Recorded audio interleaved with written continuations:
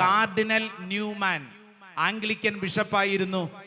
കത്തോലിക്ക സഭയെ അങ്ങേയറ്റം വെറുക്കുകയും കത്തോലിക്ക സഭയ്ക്കെതിരായി അങ്ങേയറ്റം തർക്കിക്കുകയും എഴുതുകയും ചെയ്തുകൊണ്ടിരുന്ന കാർഡിനൽ ന്യൂമാൻ ആംഗ്ലിക്കൻ ബിഷപ്പേ. എന്നാൽ കത്തോലിക്ക സഭയിൽ ഇയാൾ പറയാണ്, കത്തോലിക്ക സഭയിൽ ഞാനൊരു അത്ഭുതം കണ്ടു. അതെന്നെ അത്ഭുതം എന്നറിയോ?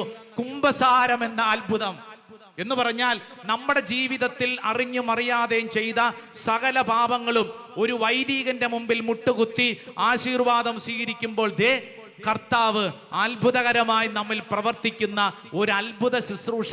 ഞാൻ ചോദിക്കട്ടെ, വേറെ ഏതെങ്കിലും മതവിശ്വാസങ്ങളിൽ ഇപ്രകാരമുണ്ടോ? അതായത് കർത്താവ് നമ്മുടെ പാപം മോചിക്കുകയാണ്. എത്ര വലിയ പാപം ചെയ്ത വ്യക്തിയാണെങ്കിലും, എത്ര വലിയ ആഴത്തിൽ നിന്റെ ജീവിതം തകർന്നു പോയെങ്കിലും, ഒരു കുംഭസാരത്തിൽ കർത്താവ് ഈശോ മിശിഹ നൽകുന്ന വലിയ കൃപ, നിന്റെ പാപം ക്ഷമിക്കപ്പെട്ടിരിക്കുന്നു.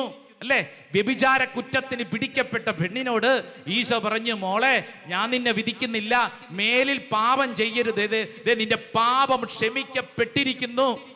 ഈ ശുശ്രൂഷയിൽ പങ്കെടുക്കുന്നവരെ, നമ്മളൊക്കെ ഒത്തിരി പാപികളാണ്, എന്നാൽ നമുക്ക് അഭിമാനിക്കാം. കാരണം കർത്താവായ ക്രിസ്തു എൻ്റെ പാപത്തിൽ നിന്ന് എനിക്ക് മോചനം നൽകുന്നവനാണ്. ഹല്ലേലൂയാ, ഹല്ലേലൂയാ.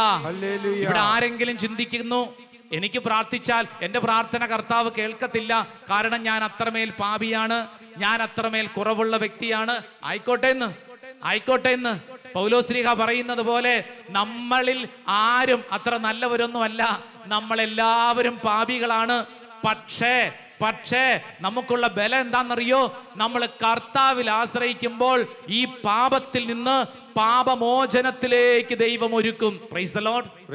തളർവാദ രോഗിക്ക് സൗഖ്യം നൽകിയ കർത്താവ് ഇന്നും ഇവിടെ ഇപ്പോൾ ജീവിക്കുന്നു. വിശ്വസിക്കുന്നവർ പറഞ്ഞേ ആമേൻ, ആമേൻ, ആമേൻ, ആമേൻ, ആമേൻ, ആമേൻ.